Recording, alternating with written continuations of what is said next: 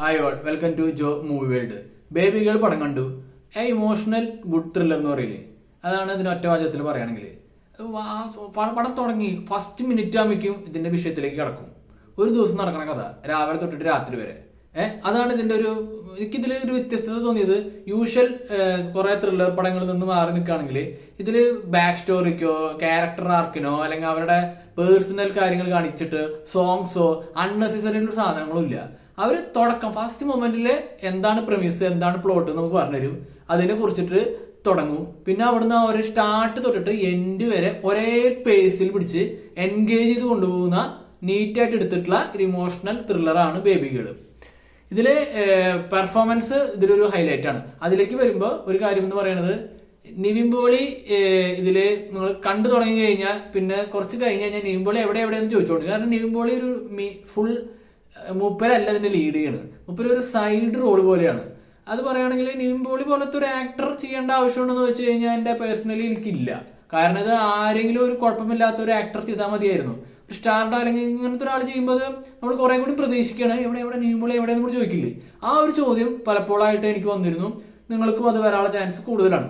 ഇത് മെയിനായിട്ട് ലിജിമോളിന്റെയും സംഗീതിന്റെയും പടമാണെന്ന് വേണമെങ്കിൽ വിളിക്കാം. അവരാണ് ഇതിന്റെ മെയിൻ പെർഫോമൻസ്. പിന്നെയും ഇതിൽ കുറെ ക്യാരക്ടേഴ്സ് ഉണ്ട്. അഭിമന്യു തിലകൻ പോലീസ് ഓഫീസറായിട്ട്, പിന്നെ കുറെ സൈഡ് റോളിൽ കുറെ ആൾക്കാർ ഇങ്ങനെ വന്നു പോകുന്നുണ്ട്. ഇതിൽ കുറച്ച് ബോബി സഞ്ജയ് ഇതിന്റെ തിരക്കഥയാണ് വേറൊരു ഇതിൽ ഹൈലൈറ്റ്. അതായത് ബോബി സഞ്ജയുടെ പീക്ക് പടങ്ങളായിട്ട് നിങ്ങൾ കമ്പയർ ചെയ്യരുത്. അതായത് മറ്റേ മുംബൈ പോലീസോ അയാൾ ഞാനും തമ്മിലോ ട്രാഫിക്കോനായിട്ടോ നിങ്ങൾ കമ്പാരിസൺ ചെയ്ത് കഴിഞ്ഞാൽ ഇത് ഒന്നും ഇല്ലാണ്ടായി പോകും. പക്ഷെ അത്യാവശ്യം നല്ല രീതിയിൽ റിട്ടേൺ ചെയ്തിട്ടുള്ള നമ്മളങ്ങനെ ഒരു ഹുക്ക് ചെയ്ത് നിൽക്കും. ഒരു പോയിന്റ് നമ്മൾ ഇമോഷണലി കണക്ട് ആയി കഴിഞ്ഞ് കഴിഞ്ഞാൽ നമ്മൾ അതിൽ ഹുക്ക് ചെയ്ത് നിന്ന് ഇങ്ങനെ ഒരു അതിനനുസരിച്ചുള്ള സാം സിയസിന്റെ മ്യൂസിക്കോ കൂടി ആകുമ്പോൾ നമ്മൾ ത്രൂ ഔട്ട് നമ്മൾ എൻഗേജിങ് ആണ്. ഒട്ടും ബോറടിക്കില്ല. ഭയങ്കര ഗ്രേറ്റ് ആയിട്ടുള്ള കാര്യങ്ങളൊന്നും ഒരു കാണിക്കണില്ലെങ്കിലും നമ്മൾ ബോറടിക്കാണ്ട് എൻഗേജ് ചെയ്തിട്ട് ഒരു ഇമോഷണൽ കണക്ഷൻ തന്നിട്ട് നല്ല രീതിയിൽ കൊണ്ടുപോകുന്ന ഒരു പടമാണ് ഇത്.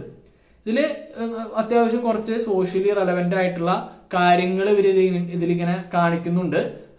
അതിനെ കുറിച്ച് നമുക്ക് കൂടുതൽ പറയാൻ പറ്റില്ല, കാരണം ഇത് സ്പോയിലേഴ്സ് ആയിട്ട് മാറും. പിന്നെ ഇതിന്റെ ക്ലൈമാക്സും ചിലപ്പോൾ കുറെ പേർക്ക് ക്ലൈമാക്സ് എന്താണ് മോശമായി എന്നല്ല, ക്ലൈമാക്സിൽ പറയുന്ന അവരുദ്ദേശിച്ച ഒരു ക്ലൈമാക്സ് ചിലപ്പോൾ എല്ലാവർക്കും അവരുടെ ഒരു മോറൽ സെൻസ് വെച്ച് നോക്കുമ്പോൾ ചിലപ്പോൾ അവർക്ക് അംഗീകരിക്കാൻ പറ്റാത്തതാവാം, ചിലർക്ക് അംഗീകരിക്കാൻ പറ്റുന്നതായിരിക്കാം. അതിനനുസരിച്ചുള്ള റീസൺസ് ഓരോരുത്തർക്കും ഓരോ തരത്തിലായിരിക്കാം. അത് ഇപ്പൊ എനിക്ക് ഓക്കെയാണ്, പേഴ്സണലി കുഴപ്പമില്ല എന്നുള്ള രീതിയിലാണ് എനിക്ക് വന്നത്. ഓവറോൾ അത് നോക്കുമ്പോൾ എനിക്ക് ഒട്ടും ബോറടിച്ചില്ല. നമുക്ക് ഇങ്ങനെ ഞാൻ പറഞ്ഞില്ലേ, തുടക്കം തന്നെ നമ്മൾ ആ കഥയിലേക്ക് കയറി.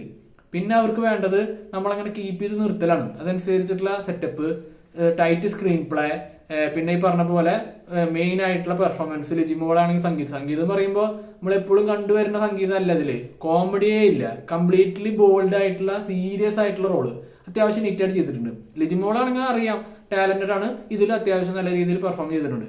നിവിൻപോളിക്ക് ഞാൻ പറഞ്ഞില്ലേ ഉള്ളത് നീറ്റായിട്ട് ചെയ്യുക എന്നത് മാത്രം, അത് ആൾ കുഴപ്പമില്ലാണ്ട് ചെയ്തിട്ടുണ്ട്. പിന്നെ ബോബി സഞ്ജയുടെ തിരക്കഥ, സാം സിയസിന്റെ മ്യൂസിക്, ഇതൊക്കെ കൂടി ആകുമ്പോൾ നല്ലോണം എൻഗേജ് ചെയ്ത് എനിക്ക് അനുഭവപ്പെട്ട നല്ലൊരു ഇമോഷണൽ ത്രില്ലറാണ് ബേബി ഗേൾ. നിങ്ങൾ തിയേറ്ററിൽ പോയി കണ്ടുപോക്കുക. നിങ്ങൾ അഭിപ്രായം എന്ത് തന്നെയായാലും എന്റെ കമന്റ് സെക്ഷനിൽ പങ്കുവയ്ക്കുക. അപ്പോൾ വീഡിയോ ഇഷ്ടപ്പെട്ടെങ്കിൽ ലൈക്ക് അടിക്കുക, കമന്റ് അടിക്കുക, സബ്സ്ക്രൈബ് ചെയ്യുക, ഷെയർ ചെയ്യുക.